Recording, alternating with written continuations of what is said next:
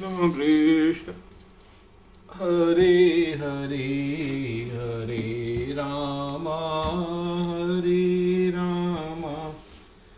राम राम हरे हरे।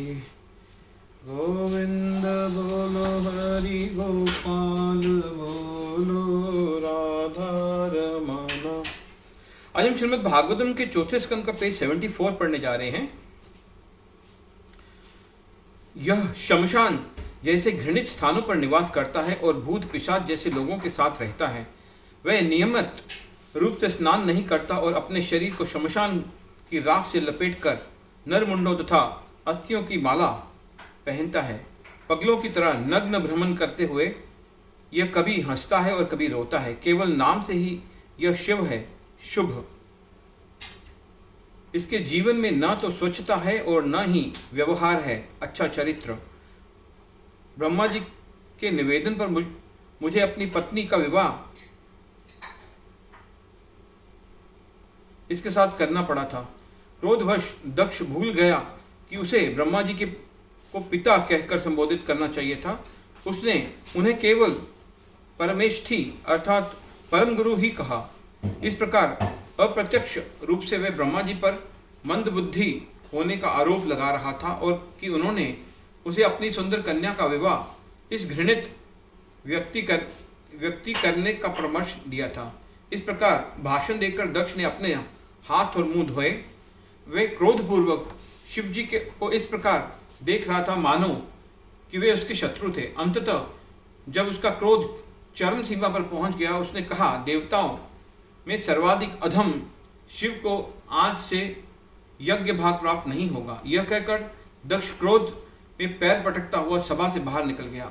अन्य उपस्थित लोगों ने उसे समझाने के व्यर्थ प्रयास किए। वास्तव में ऐसे शाप शिवजी जैसे महान भक्त के लिए वरदान है, क्योंकि इसके कारण उन्हें सांसारिक भौतिक भोगों में लिप्त देवताओं के संग से बचने का बहाना मिल जाता है।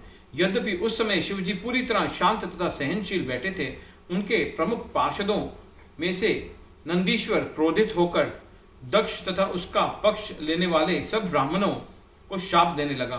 नंदीश्वर ने कहा, द्वेवश जो भी ये मान रहा है कि दक्ष शिवजी से अधिक महत्वपूर्ण है, वह दिव्य ज्ञान से विहीन हो जाएगा।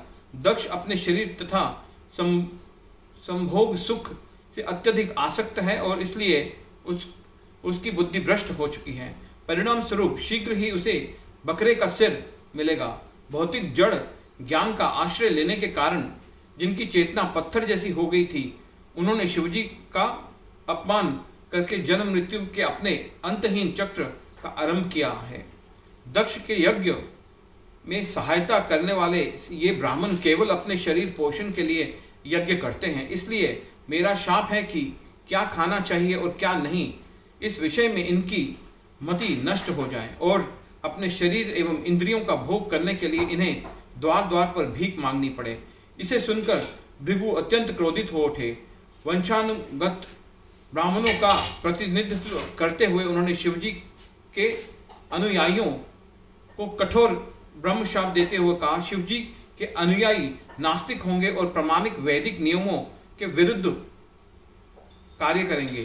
शिवजी के अनुयायी इतने मूर्ख होंगे कि वे लंबे बाल रखकर उनकी नकल करेंगे और सुरा, मांस तथा अन्य निकृष्ट वस्तुओं का भक्षण करेंगे।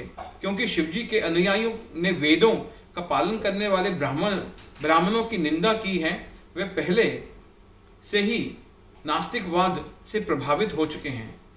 जब सभा में इस प्रकार शाप और प्रतिशाप दिए जा रहे थे, शिवजी अत्यंत दुखी हो गए और बिना कुछ कहे सभा से बाहर निकल आए। उनके अनुयायियों ने उनका अनुगमन किया। इसके पश्चात प्रजापतियों ने भगवान विष्णु की पूजा जारी की और 1000 वर्ष चलने वाला यज्ञ आरंभ किया। हरे कृष्ण हरे कृष्ण।